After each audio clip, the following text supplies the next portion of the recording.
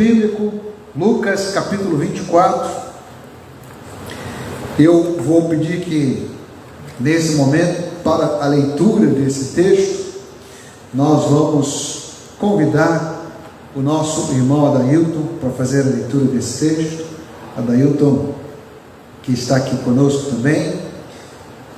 Neste momento, eu vou convidá-lo para fazer a leitura desse texto. O microfone está aqui com a Rebeca, se quiserem no microfone. E nós vamos acompanhar a leitura do Evangelho. O Adailton vai ler aqui do verso 13 até o verso 17. Aí a gente para e vamos fazer a primeira reflexão. Naquele mesmo dia, 2 deles estavam indo para um povoado chamado Emaús, a 11 quilômetros de Jerusalém. No caminho, conversavam a respeito de tudo o que havia acontecido. Enquanto conversavam e discutiam, o próprio Jesus se aproximou e começou a caminhar com eles.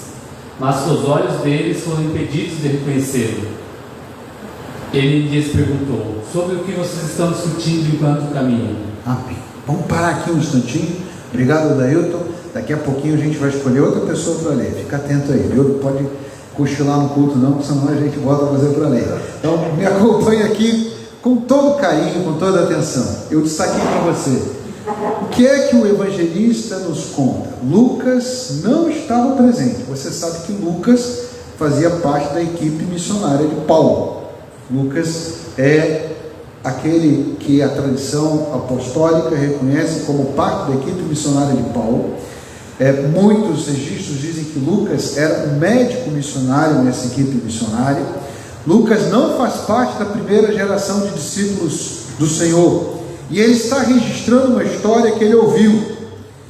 E ao registrar essa história que ele ouviu, Lucas diz que escreveu este evangelho para um irmão chamado Teófilo, para que ele conhecesse as coisas que aconteceram a respeito de Jesus.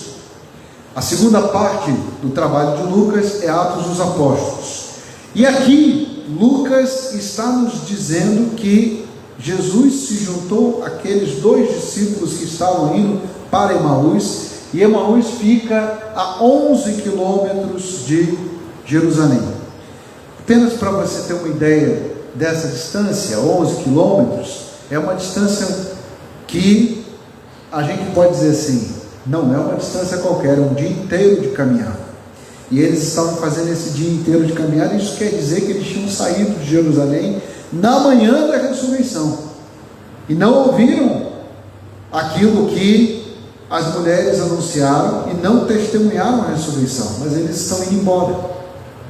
E eles estão indo embora porque os seus olhos estão impedidos de reconhecer Jesus. Lucas faz esse relato e eu destaquei esse texto para você ver ali, verso 16. Os olhos deles estavam impedidos de reconhecê-lo. Eu acho que é importante a gente olhar o texto, porque certamente quando a gente olha para o texto, nós percebemos que os discípulos estão inclusive identificados. Um deles é chamado Cleopas, o outro não tem nome. Os exegetas do nosso tempo, os estudiosos bíblicos, inclusive pressupõem que eles poderiam ser um casal, já que é só um dos discípulos que fala. Outros dizem que não dá para saber se era um casal, ou se eram 2 discípulos caminhando de 2 a 2, como Jesus ensinou, ou se eram 2 parentes, ou se eram pai e filho. Nós não sabemos. Mas uma coisa os exegetas identificam, que este é Cleopas. E é importante você entender esse nome, porque Lucas encontrou mais tarde o testemunho de Cleopas, quando Paulo começa o seu trabalho missionário. A segunda coisa que eu quero chamar a sua atenção é que Cleopas e o outro discípulo vão conversando no caminho, e Jesus se junta a eles. E a pergunta de Jesus é uma pergunta que eu pedi para o Adailton parar ali na leitura, e que eu vou pedir para você ler comigo. Vamos ler juntos, é o verso 17. Ele lhes perguntou: sobre o que vocês estão discutindo enquanto caminham? A pergunta de Jesus aponta para a razão pela qual eles não estão vendo o Senhor. Aqui a gente pode fazer uma reflexão e um exercício sobre aquilo que nós estamos vendo. O que é que captura a nossa atenção? O que é que nós estamos vendo nas nossas redes sociais, nas nossas mídias, nas nossas caminhadas diárias, nas nossas conversas, nos nossos debates? Porque o olhar, ele não é um olhar neutro, nenhum olhar é neutro. Acho que é importante a gente dizer isso. Nós só conseguimos olhar aquilo que nós aprendemos a olhar.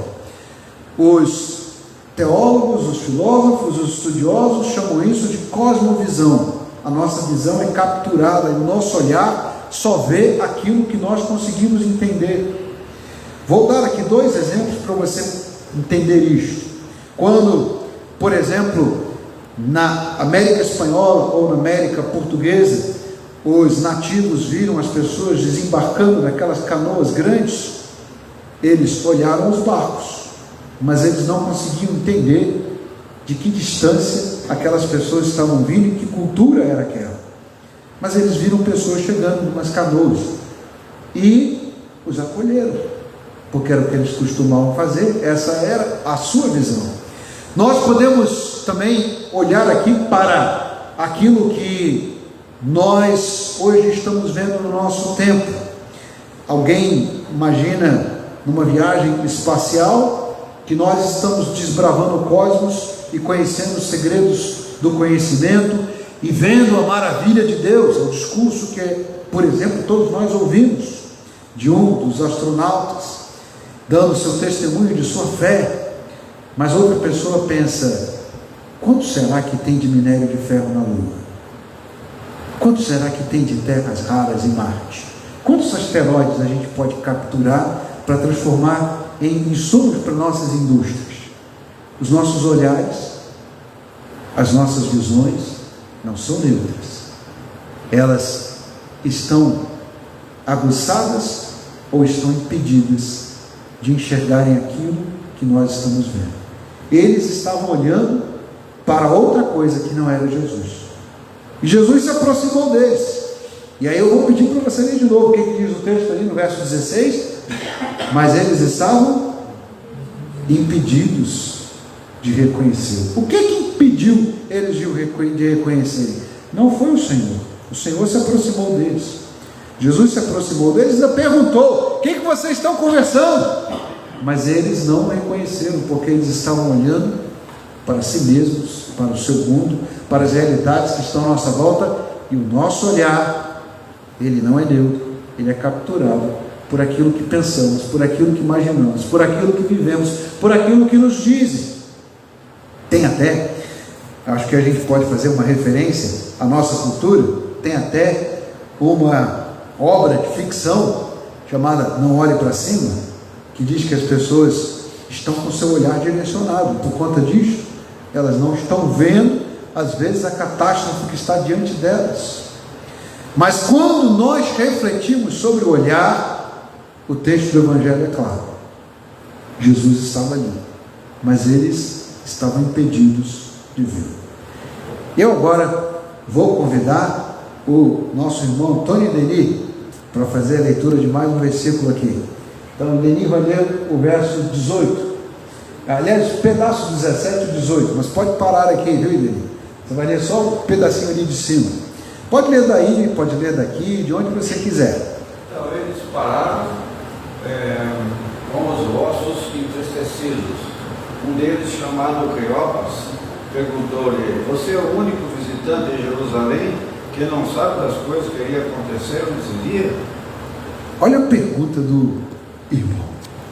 Ele está perguntando para Jesus, Senhor do céu e da terra, que era onisciente, que sabia o que estava no pensamento das pessoas, que conhecia o passado, o presente e o futuro. Ele está perguntando assim: mas você é o único que, estando aqui em Jerusalém, não sabe do que as pessoas estão falando, que aconteceram nesses dias?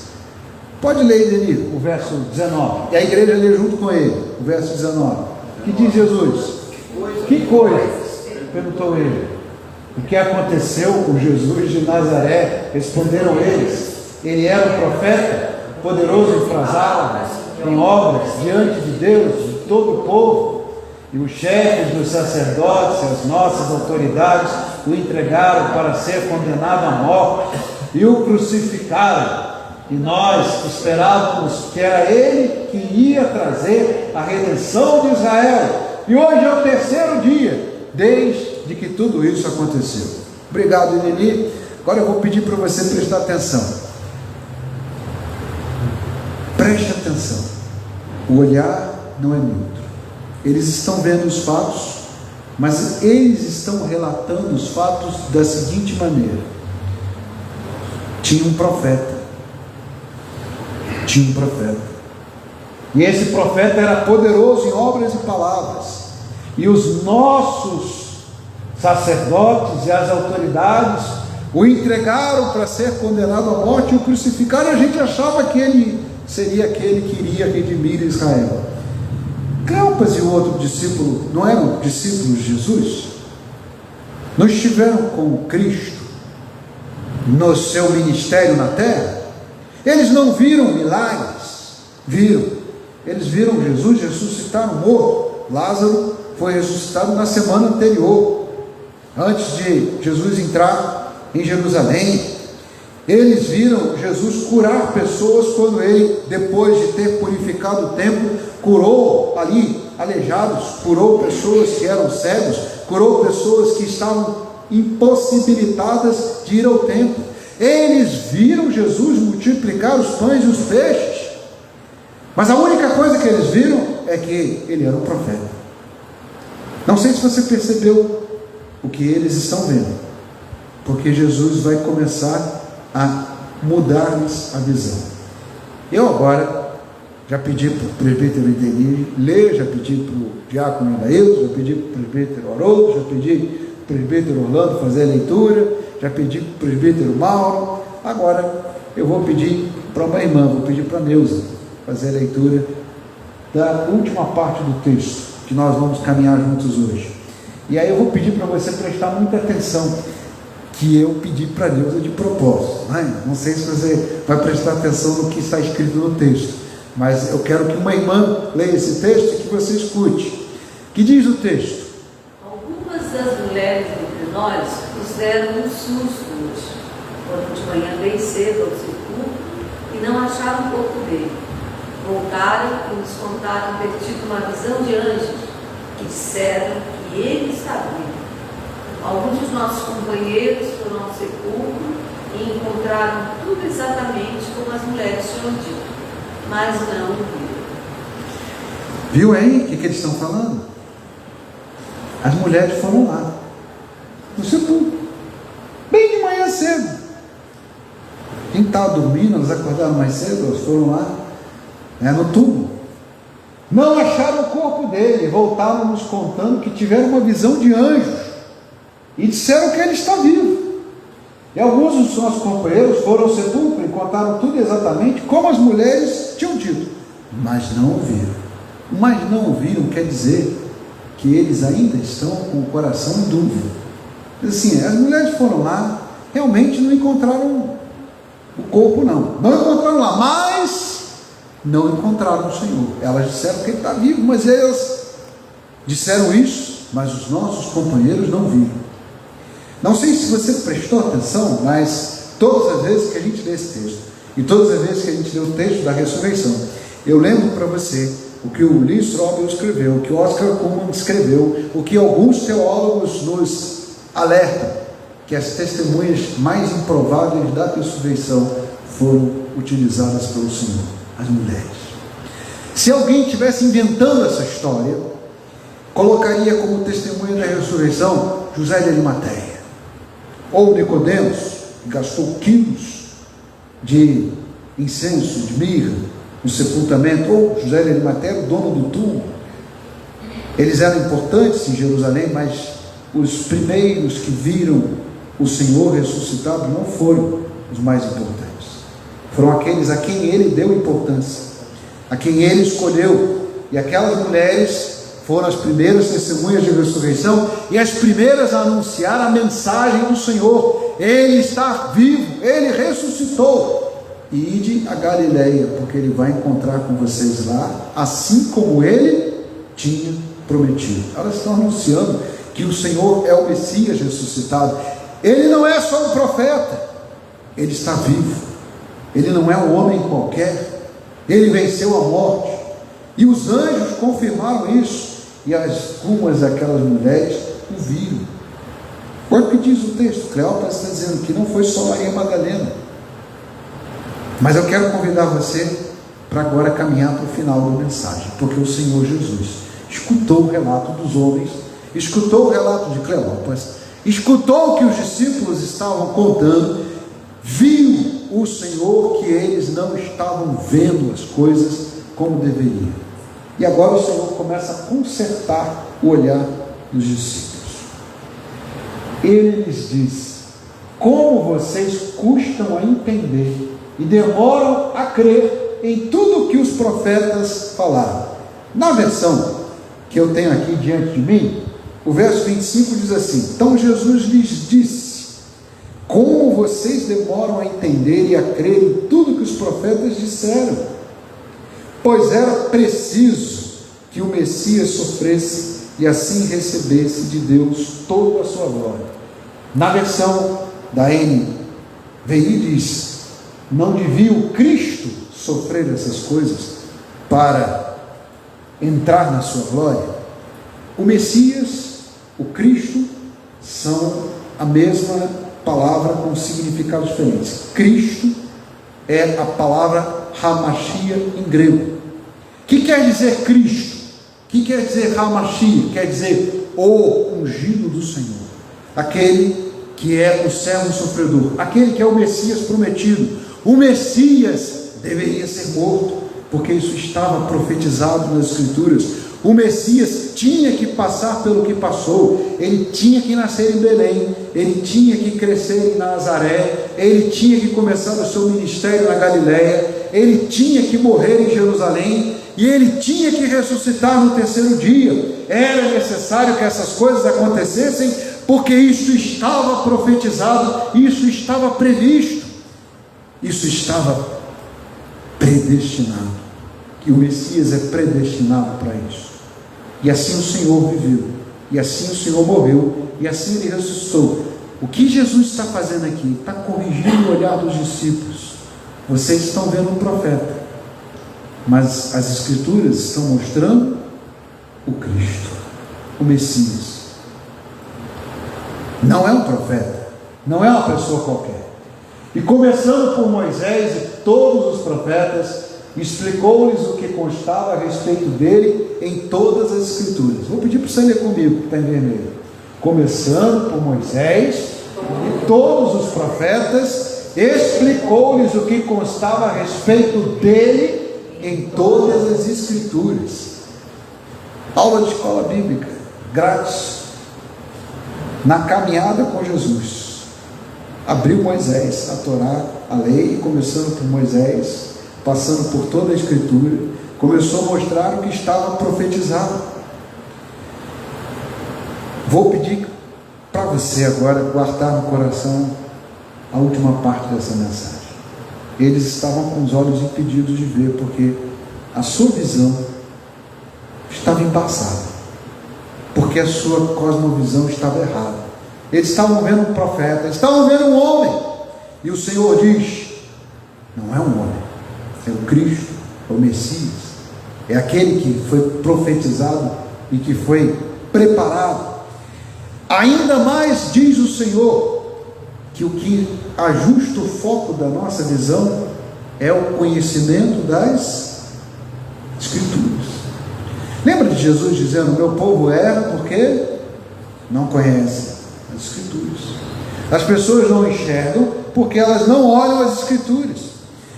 Elas estão olhando para outra coisa, estão olhando para as mídias, estão olhando para as redes sociais, estão olhando para si mesmas, estão olhando para o mundo, estão olhando para as coisas que estão diante de si e não conseguem ver aquilo que as Escrituras anunciam. A leitura das Escrituras, assim como qualquer leitura, transforma a nossa mente e o nosso olhar. Nós nunca mais vamos olhar para duas pessoas andando na caminhada sem pensar em Emaús. Na imagem inicial, vou pedir para a Rebeca colocar ali, nós temos as Escrituras abrindo o caminho para nós. Na imagem final desta mensagem, eu vou pedir para ela botar lá, pode lá no final, nós temos uma pintura de Jan Wingers, está lá no Museu de São Petersburgo, na Rússia. É uma pintura de 1640. A paisagem é uma paisagem europeia, não é uma paisagem da Palestina. Tem pessoas com roupas do século XVII andando ali. O pintor olhou as pessoas andando na caminhada. O que ele pensou? A caminhada de Emaús. Os caminhantes de Emaús. Ali 3 pessoas andando. Conseguiu ver as 3 pessoas andando? Pode melhorar. Acho que a imagem não estava tão assim abençoada, né? Tá meio desfocada, assim, parece. A culpa aí é da minha imagem que eu capturei. O pintor é um pouquinho melhor do que a imagem que está aqui. Mas esse quadro de 1640 tem uma casa ali, numa construção do estilo europeu. Tem uma estradinha de terra e eles estão caminhando por algum lugar que não é Emaús, mas o pintor olhou e viu a caminhada de Emaús. Todas as vezes que você encontrar uma estradinha, eu espero que você lembre de Emaús e lembre da caminhada com o Senhor. E pode imaginar o seguinte: o Senhor está andando comigo. Jacó escreveu quando ele acordou em Betel: o Senhor estava aqui, mas eu é que não sabia. O Senhor estava com eles e eles não perceberam. Eu vou terminar de ler o texto, pedir para a Rebeca voltar para a página anterior, porque o texto diz que quando eles se aproximaram do povoado para o qual estavam indo, Jesus fez como quem ia adiante. Eles cantaram, como a gente cantou: fique conosco, pois a noite já veio, o dia já está findando. Então ele entrou para ficar com eles. Quando estavam à mesa com eles, tem uma outra pintura que eu não botei aqui, do Caravaggio, jantar de Emaús, né? Jesus está lá sentado na mesa, tomou o pão, deu graças, partiu e deu a eles. Vamos ler juntos? Então os olhos deles foram abertos e o reconheceram, e ele desapareceu da vista deles. E perguntaram ao outro: não estava queimando o nosso coração enquanto ele nos falava no caminho e nos expunha as Escrituras? E levantaram-se e voltaram imediatamente para Jerusalém. Ali encontraram os 11, já não são mais 12, agora são 11. E os que estavam com eles reunidos, que diziam: é verdade, o Senhor ressuscitou. E ele apareceu a Simão. Não me pergunte o como. A gente aprendeu hoje na escola dominical de manhã que a gente tem que aprender a dizer não sei, quando a gente não sabe. Há coisas que estão além do nosso entendimento, além do nosso conhecimento, além do que nós conseguimos entender. Deuteronômio 29 diz que as coisas reveladas pertencem a nós, mas as encobertas pertencem ao Senhor. Não me pergunte como Jesus estava presente ao mesmo tempo, aparecendo a Simão e aos discípulos que estavam a 11 quilômetros de distância. Apareceu em Jerusalém e foi lá para o outro caminho da estrada e apareceu a Simão Pedro no mesmo dia. Não me pergunte como, porque nós estamos presos no tempo e no espaço, mas Jesus não. E eles estão dizendo: é verdade. O que as mulheres disseram é verdade. O que vocês estão dizendo é verdade, porque o Senhor ressuscitou. Ele apareceu a Simão. Então os dois contaram o que tinha acontecido no caminho e como Jesus fora reconhecido por eles no partir do pão. O gesto de Jesus talvez tenha sido tão característico que eles não puderam deixar de percebê-lo. A maioria das pessoas, ainda hoje, diante de um jantar, diante de um lanche, no final do dia, cheio de fome, da caminhada, começa a comer, não é assim? A gente está com fome, botou o pão na frente e começa a comer porque a gente está com muita fome. O Evangelho nos ensina que Jesus antes de comer, tomou o pão e o partiu. E deu aos discípulos, e eles o reconheceram. Isto quer dizer que este gesto era tão característico de Jesus, que Jesus provavelmente, durante aqueles anos em que eles estiveram juntos, sempre que se sentava à mesa, dava graças e agradecia pelo alimento e partilhava. É um gesto característico do Senhor. Nós hoje, na escola dominical de manhã, aprendemos que a gente prega com palavras, com a nossa vida, mas também com pequenos gestos, com pequenos movimentos. O Senhor tomou o pão, deu graças e partiu. E eles o reconheceram. É o Senhor. Ele estava conosco. Ele caminhou conosco, nos ensinou a Bíblia. E nós estávamos impedidos de ver. Nós vamos orar agora e vamos pedir que Deus abra os nossos olhos, que Deus ensine a gente a ver, que nós não estejamos mais só olhando para as coisas deste mundo, para as palavras deste mundo, para as lógicas deste mundo, porque a igreja certamente não é uma realidade deste mundo.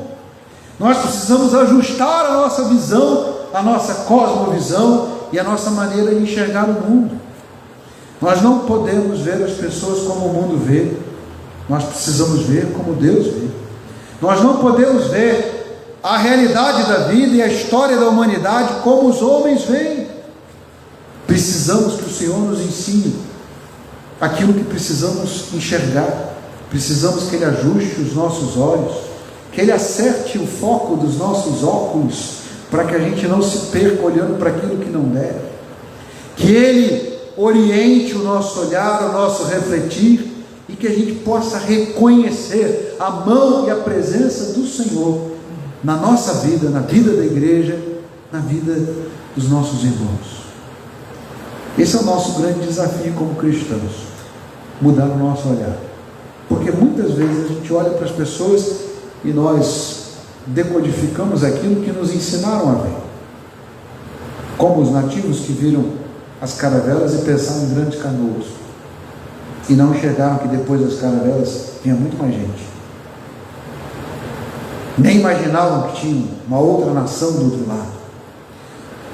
Como as pessoas que, olhando para o universo, veem uma grande mina de ferro, terras raras e outros metais. A gente vê a beleza do cosmos, mas tem gente que vê a lua e pensa, olha que legal, tem minério de ferro lá.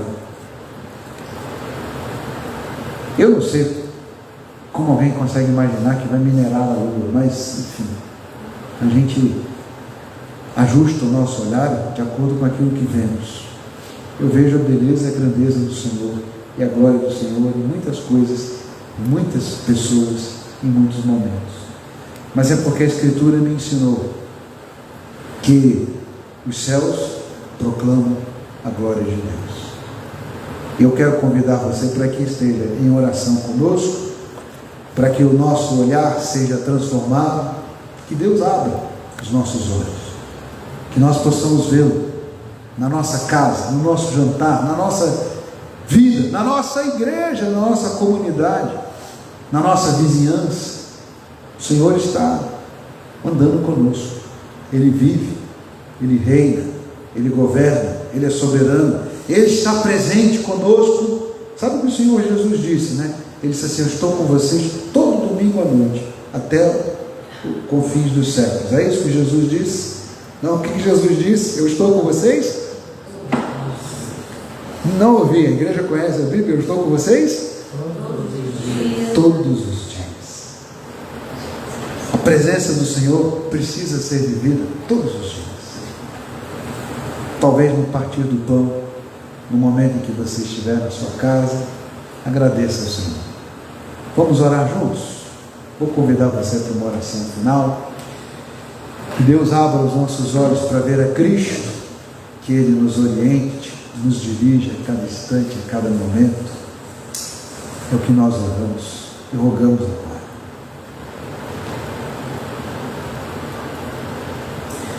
Santo Santo, eterno e bendito Deus, nós te bendizemos, porque a tua palavra é lâmpada para os nossos pés, luz para os nossos caminhos, e a tua palavra é direção para os nossos olhos. O Senhor tem nos dirigido a cada momento, a cada instante. A tua presença está conosco todos os dias. E nós te rogamos, Senhor, dá-nos a bênção de ouvir a tua voz, nos apontando para as tuas palavras, para as promessas, para as Escrituras. E que a tua voz e a tua presença abram os nossos olhos, para que possamos ver além da letra e enxergar aquilo que o Senhor preparou para nós. Que na nossa casa, na nossa vida, na nossa vizinhança e na nossa história pessoal, a tua visão seja a nossa visão, até aquele dia em que o Senhor vai reunir, além do tempo e do espaço, todos aqueles que são teus, nas moradas que o Senhor mesmo foi preparar para todos nós. É o que rogamos e agradecemos e bendizemos, em nome de Jesus, nosso Salvador. A Ele seja toda a honra, toda a glória, todo o poder. Amém, amém e amém. Vamos ficar de pé? Nós vamos cantar o hino final.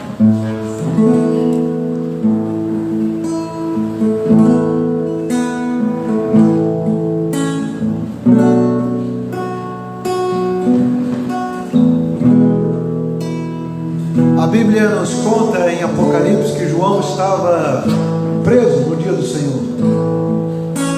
Ainda hoje há cristãos que enfrentam a mesma realidade que João. Ele estava preso na ilha de Patmos, mas há cristãos enfrentando prisão, morte, em todo o mundo. Eu quero lembrar especialmente, para que você acrescente na sua oração, os nossos irmãos no Sudão do Sul, e aqueles que também enfrentam a indignidade da guerra no Líbano e no Estado de Israel, onde cristãos são pedidos de se reunir como nós estamos hoje. Igrejas estão fechadas e vazias no tempo da Páscoa, no tempo de celebração, e muitos vivem ainda debaixo do poder do medo. E a mensagem da igreja, quando olha para isso, qual é? O Senhor vem. O Senhor vem. Ele virá para consertar a história, para consertar o mundo, para julgar, como diz o credo dos apóstolos, os vivos e os mortos. Porque Ele reina e Ele governa, e Ele virá para que a justiça e a paz fluam como um rio. Essa é a promessa do Senhor. Tu estás assentado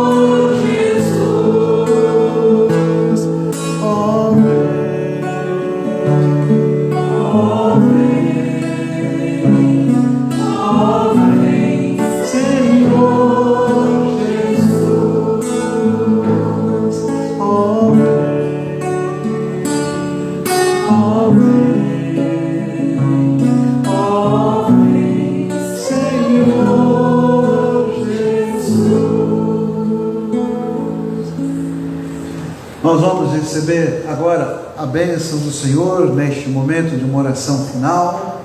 Quero convidar você para que estejamos diante de Deus em oração de consagração. Erga as suas mãos, entregue a sua vida ao Senhor, que o seu olhar, o seu pensar seja dirigido por Deus. É o que nós pedimos com esse gesto.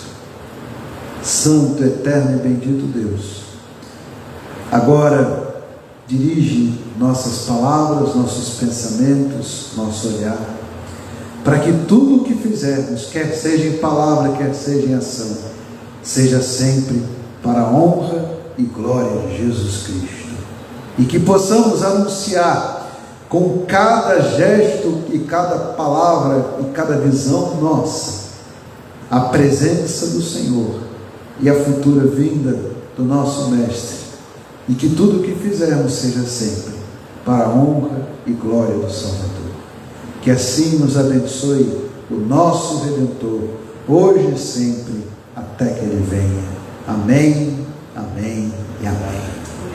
Que a graça irresistível de Jesus Cristo, soberano Senhor, ressurreto dentre os mortos, o amor insondável e incondicional de Deus Pai Todo-Poderoso, e as doces e eternas consolações do Espírito Santo de Deus sejam sobre nós, agora e até o dia glorioso, em que estaremos todos eternamente unidos com toda a Igreja de Cristo, agora e sempre.